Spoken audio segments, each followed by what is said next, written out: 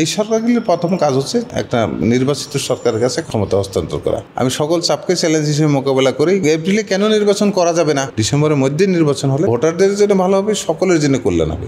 আমরা যারা রাজনৈতিক কর্মী তাদের আসলে ঈদ নেতাকর্মী নিয়ে করা একটা প্রক্রিয়া প্রবণতা আছে, সেই অনুযায়ী আমরা প্রতি বছরই আমরা নেতাকর্মী, আমি ব্যক্তিগতভাবে নেতাকর্মী সম্মিলিতভাবেই ঈদ উদযাপন করেছি। গত 15 বছর 17 বছর তো একটা চাপ ছিলই, তো চাপের মধ্যেও আমি কোনো চাপকে চাপ মনে করি না। আমি সকল চাপকে চ্যালেঞ্জ হিসেবে মোকাবেলা করেই কিন্তু আমি নেতাকর্মী নিয়ে ঈদ উদযাপন করেছি। ঠিক তার ধারাবাহিকতা এবারও নেতাকর্মীকে নিয়ে বা এলাকার মানুষকে নিয়ে, সাধারণ মানুষকে নিয়ে ঈদ উদযাপন যে প্রক্রিয়াতে ঈদের যে আনুষ্ঠানিকতা এগুলো শেষ করেছি। বিএনপি কখনোই অগোছালো ছিল না। বিএনপি বেগম খালেদা জিয়া তারেক রহমানের নেতৃত্বে ঐক্যবদ্ধ আছে, ছিল এবং থাকবে। এবং সাংগঠনিক যে প্রক্রিয়া গেলে এটা চলমান প্রক্রিয়া, এই প্রক্রিয়া ভারপ্রাপ্ত চেয়ারম্যান মহোদয়ের সরাসরি তত্ত্বাবধানে প্রক্রিয়া চলছে এবং এটা চলমান প্রক্রিয়া। যতদিন দল থাকবে, যতদিন নেতৃত্ব থাকবে, ততদিনই এই প্রক্রিয়া চলবে। এখানে আমরা জনগণের দল, বেগম খালেদা জিয়া তারেক রহমানের নেতৃত্বের প্রতি মানুষের আস্থা আছে।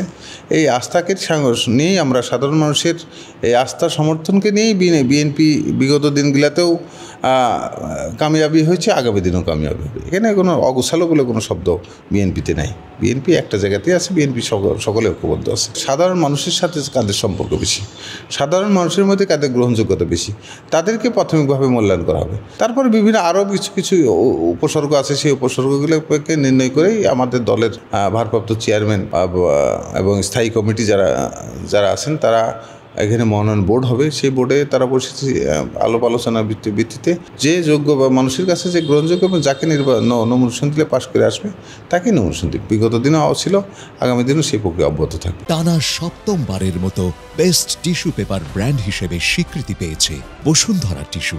দেখেন, এখানে স্পষ্ট বক্তব্য আমাদের বিএনপি থেকে দেওয়া হয়েছে যে আমরা ডিসেম্বরের মধ্যে নির্বাচন চাই। কারণ ডিসেম্বরের মধ্যে কেন নির্বাচন চাই, সেই প্রক্রিয়া আগে সেই বক্তব্যগুলো ইতিমধ্যে আমাদের নেতৃবৃন্দ দেওয়া শুরু করছে।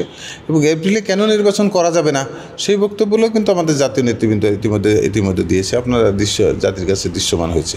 হয়তো আরও হয়তো স্পষ্ট করবে কেন আমরা এটা চাচ্ছি না।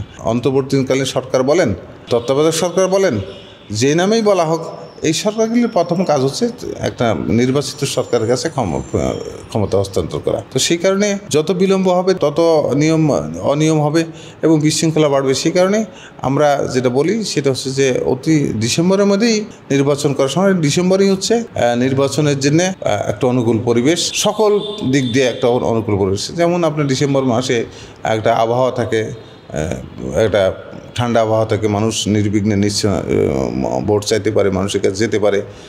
এবং তারপরে আপনার ডিসেম্বর মাসের মধ্যে আপনার পরীক্ষা, ছাত্রছাত্রীদের ছেলেমেয়ে পরীক্ষা থাকে না। এবং ডিসেম্বর মাসটাকে আপনার সকল দিক দিয়ে ভোটের টার্নিং বেশি হবে, কোনো আবহাওয়া সেই সময় খারাপ থাকবে না, ঝড় বৃষ্টি আসার আশঙ্কা থাকবে না। কারণ ঝড় বৃষ্টি হলে আবার অনেক শিক্ষা প্রতিষ্ঠান ভোট কেন্দ্র আছে যেখানে এখনও টিনের শেড দিয়ে ভোট কেন্দ্র করা হয়।